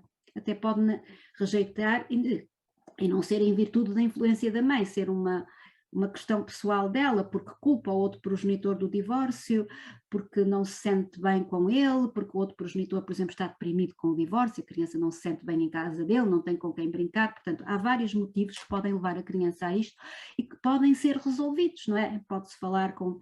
Aqui é importante promover, o tribunal promover o diálogo e a mediação dentro da família, não havendo qualquer suspeita de maus tratos ou negligência, não é? Excluídas estas hipóteses, deve promover o diálogo entre os membros da família, mas eu não concordo com decisões de transferência da guarda, não é? Porque o outro progenitor que é rejeitado também pode não estar em condições de assumir a parentalidade e a guarda a tempo inteiro, pode ser um progenitor que também está fragilizado e portanto, isso tem que ser feito através de apoio psicológico e de ouvir os pais e a criança e perceber porque é que a criança rejeita e tentar contornar esses motivos. A criança apresentará com certeza um conjunto de motivos e se o tribunal entender que aqueles motivos não são fortes, tem que tentar contorná-los e pôr até a criança em diálogo com o pai para que ele perceba o que é que deve fazer, no fundo, para conquistar os afetos da criança. Digamos que a parentalidade nos divórcios, quando os pais estão juntos, a parentalidade e os afetos são um dado adquirido, porque está o pai e a mãe em casa. Se um não tem disponibilidade para o filho, tem o outro, arranja-se uma alternativa, não é? Agora, se a criança está só com um dos pais em casa, que não mostra disponibilidade para ele ou para ela, porque está a trabalhar, porque está ao telefone, as crianças queixam-se deste tipo de situações. Depois não querem ir às visitas porque não acham agradável, não acham simpático e, portanto, aí tem que haver uma reeducação da parentalidade quando há um divórcio, não é? Para que os pais, claro que é aquele progenitor que já antes do divórcio se dava uma atenção predominante à criança, vai continuar a dá-la e, portanto, aí não haverá em princípio problemas.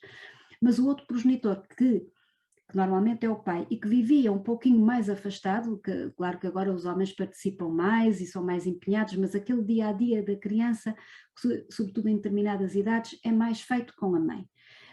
E o pai, quando tem a criança, não está habituado, a criança não gosta da alimentação, por exemplo, também se queixam em casa do pai, e portanto é preciso promover a parentalidade do pai, criar no fundo uma nova parentalidade adaptada à situação do divórcio para conseguir que a família fique unida.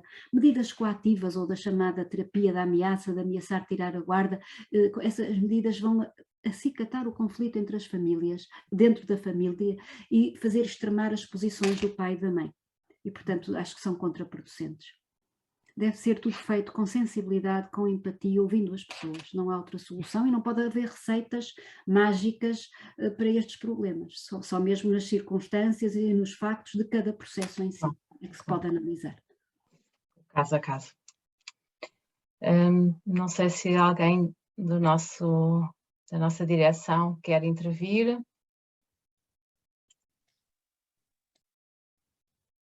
Dr. Vasco, passa. Tem que ligar o... Já está, afinal que é.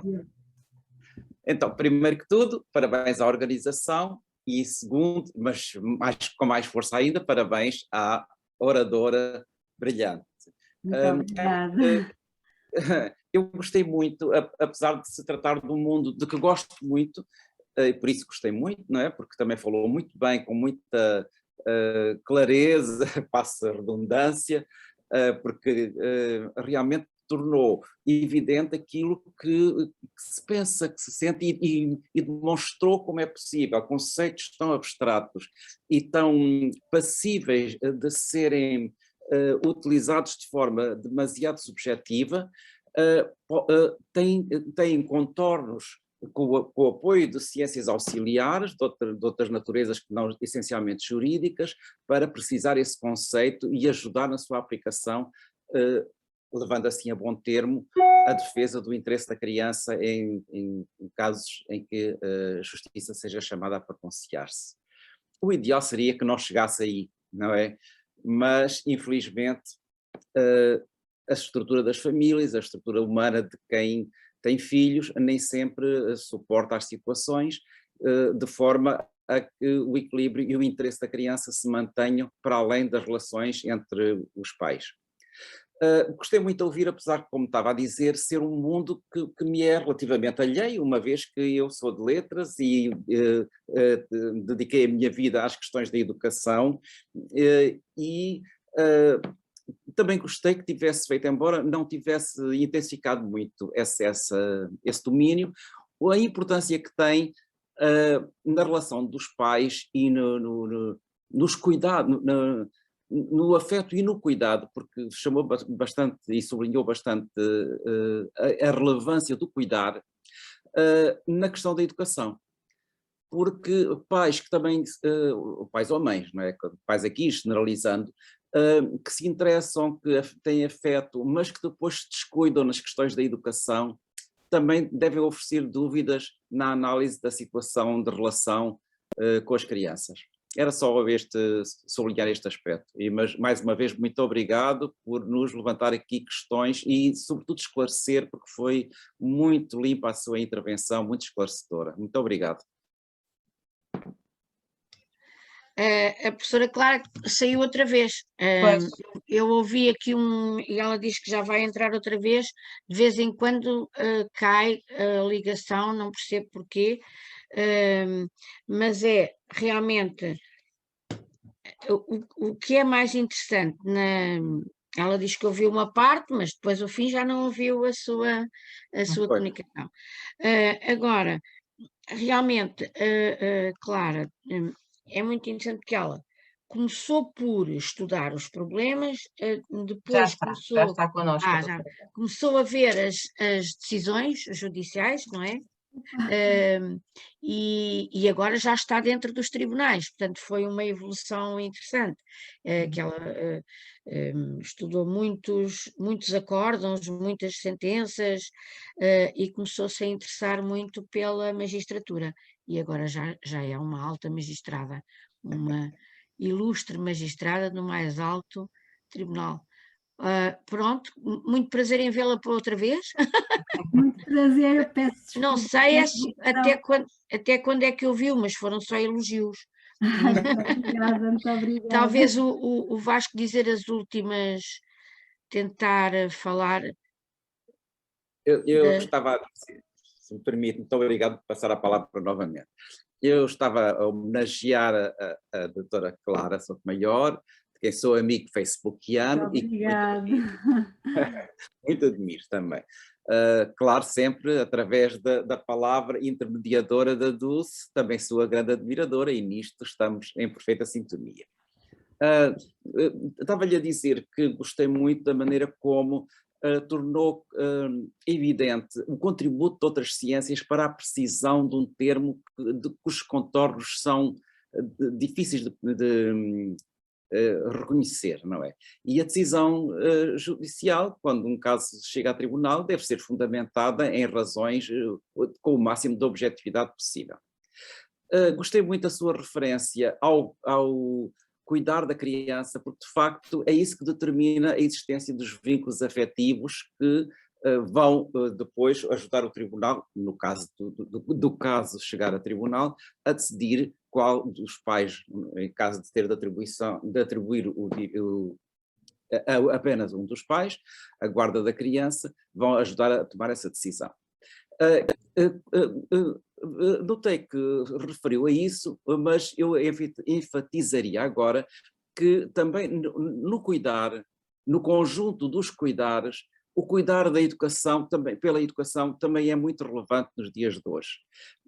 Não apenas a questão dos afetos, do carinho, da comida, tudo isso é relevantíssimo e é básico, mas a educação hoje em dia é de facto a grande alavanca para a promoção social, para uma vida plena de cidadania e de integração na sociedade. O IAC tem feito um percurso onde, e veja-se por exemplo o projeto de rua que começou por tirar crianças em perigo, em risco e em grande perigo da rua, mas hoje tem uma grande intervenção no domínio da educação. Não na educação formal, ainda que apoie, não é? Mas no domínio de chamar as crianças à educação. E eu acho que isto é fundamental nos tempos de hoje. Peço desculpa estar apenas a fazer, porque não é um reparo, é apenas um sublinhar. Não, tem toda a razão, tem toda a razão. Dar às crianças uma preparação educativa e profissional para mais tarde se inserirem na sociedade e serem membros ativos da sociedade é importantíssimo. Obrigado. Doutora Clara, eu ia colocar aqui uma última questão, se calhar, que nos puseram, que é relativamente à sua opinião, perguntou a sua opinião sobre a existência dos pontos de encontro na regularização das responsabilidades parentais. Fernanda, não percebi, peço desculpa. É uma questão sobre a importância dos pontos de encontro nos processos de regulação das responsabilidades parentais. Os pontos de encontro para o exercício para a entrega da criança, para o exercício do direito de visita. Sim. Portanto, eu penso o seguinte sobre isso. Esse tipo de visitas ou de regimes de convívio são sempre muito artificiais para as crianças, por vezes são momentos de grande tensão nas famílias, de maneira que não... Penso que devia ser o mais natural possível, não é?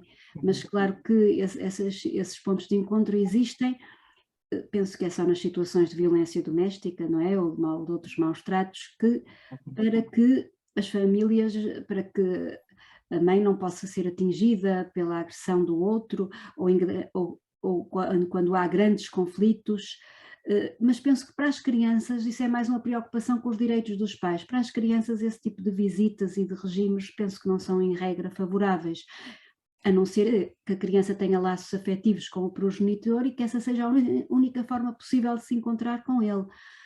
Mas já tem havido situações dramáticas nesses pontos de encontro. Portanto, em Itália houve um caso até de um menino assassinado pelo pai num ponto de encontro. De forma que é assim, se a causa de perigo é muito grave, eu penso que não deve haver sequer pontos de encontro, não é? Em situações extremas, de violência extrema, que não deve haver pontos de encontro.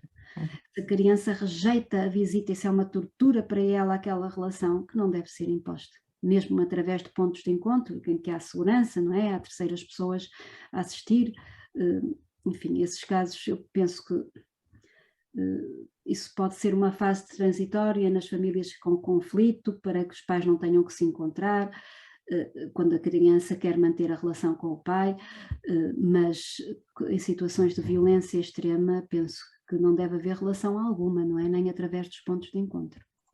E mesmo assim esses pontos de encontro devem ter pessoas especializadas a mediar essas visitas e esses contactos. Claro.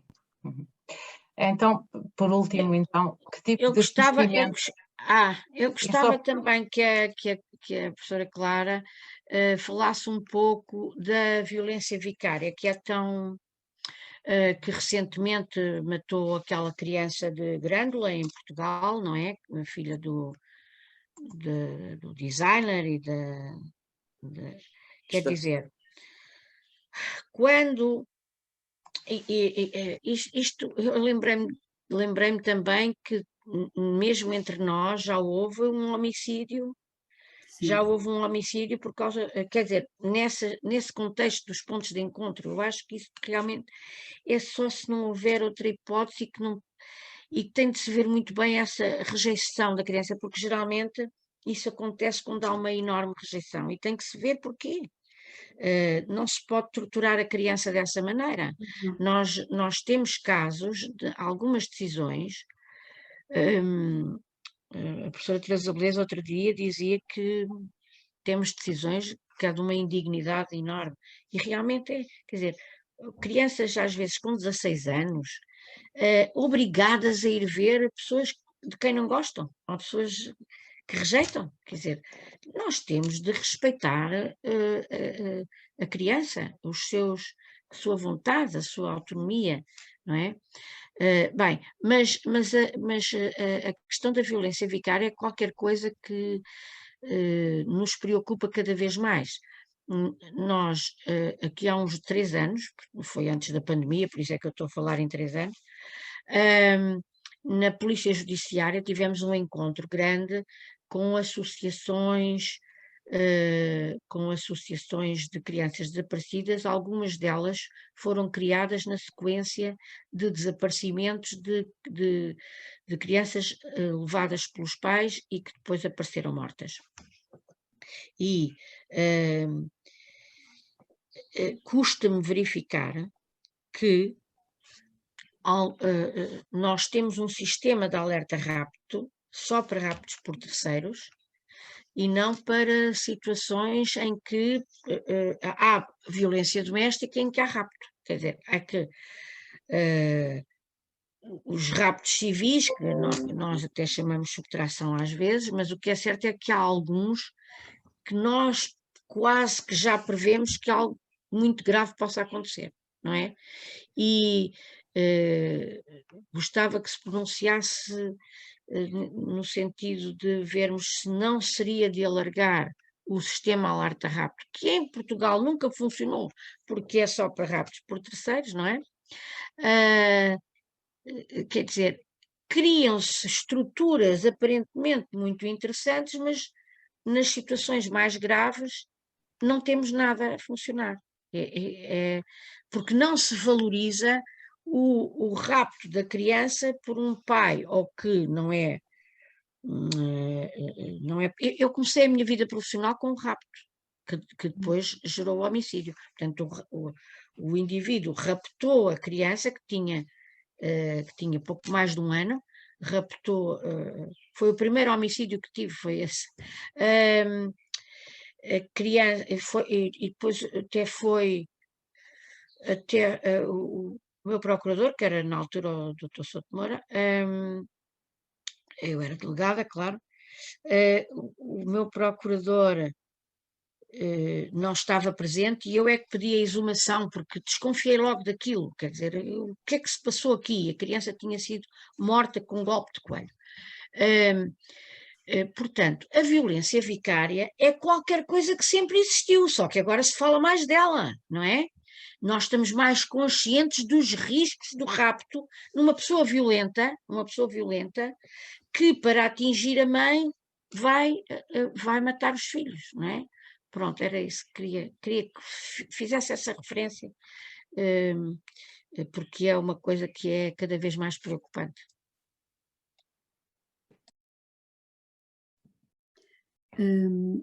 A questão da violência vicária é uma questão que se tem colocado em todo o mundo, portanto, em contexto de regulação das responsabilidades parentais, o progenitor agressor culmina, portanto, a sua agressão com o homicídio da criança, tenha acontecido, também aconteceu em Espanha há uns anos atrás, e a mãe até apresentou uma queixa no Comitê das Nações Unidas para a eliminação de todas as formas de discriminação contra as mulheres, e esse comitê recomendou ao Estado espanhol, portanto, a atribuição de indemnização nestes casos, mas proferiu apenas recomendações e recomendou uma investigação sobre as causas de não atendimento do pedido da mãe para restringir as visitas. E, portanto, já existe aqui uma tomada de posição também no Conselho da Europa sobre estas questões, através do Comitê de Especialistas em Violência Doméstica do Grevio, de que a violência vicária tem que ser tomada em consideração nas responsabilidades parentais, e nos casos de violência doméstica, o agressor, sendo-lhe impedido o controlo sobre a mulher, que é a sua vítima principal, depois, para afetar esta mulher, se não a consegue matar a ela, ou se opta por não a matar, pode então exercer essa violência máxima, que é o homicídio sobre a criança, como forma de vingança pela decisão da mulher romper a relação. Portanto, há aqui uma ideia de mulher que não é uma pessoa com direitos, liberdades e garantias, é um objeto de poder e de controlo do agressor. Sai do seu domínio, ele mata a mulher e mata a criança. E tivemos também o caso do Seixal, há 2 ou 3 anos, portanto, estas situações infelizmente ocorrem e têm que ser absolutamente prevenidas e evitadas, não podem voltar a acontecer. Não há outra palavra para elas, não pode voltar a acontecer, nunca pode acontecer. E de maneira que, havendo indícios de violência, as visitas devem ser cessadas, pelo menos naqueles primeiros anos após a separação, e claro que o grau de risco, tem que haver profissionais competentes para analisar aqui e avaliar o grau de risco do agressor. Nem todos os agressores apresentam este risco de homicídio da criança, mas isso tem que ser analisado. Quem diria, por exemplo, neste caso que a senhora doutora Dulce Rocha referiu, quem diria que um indivíduo que é famoso profissionalmente, que é design, que é jovem, seria capaz de um ato destes, não é? Só mesmo analisando a pessoa por um perito, não é? Porque assim à partida não se retiraria, não é, daqui para um leigo qualquer. Mas parece que ele já tinha ordens de restrição. Não sei que havia elementos. Havia ordens de restrição de visitas no Reino Unido. Portanto, ele era um indivíduo violento mesmo. Porque o problema é que não se valoriza a violência ainda. Se cá em Portugal tinham conhecimento dessas ordens. Mas deviam ter, se a senhora estava com tanto medo, devia-se ter analisado, não é? Sim, o que é que levava ao medo da senhora? Porque ele começou, o facto dele a querer isolar, mas o facto dele a querer isolar ali no meio do... Sim, isso também já é qualquer coisa de estranho, tendo ela a profissão que tinha, da moda, não sei o quê, e foi só... Agora, realmente, acho que devíamos reivindicar esse alargamento do sistema alerta-rapto a estas situações. Quer dizer, porque já tivemos tantos casos em Portugal e em Espanha e em França, e esta associação de que eu falava era uma associação suíça. Quer dizer, não podemos ficar indiferentes a isto, porque há mais conhecimentos agora do que havia aqui há uns 10 anos ou há 20 anos. Claro. Nós temos de trazer o conhecimento para as medidas a aplicar a nível do direito, não é?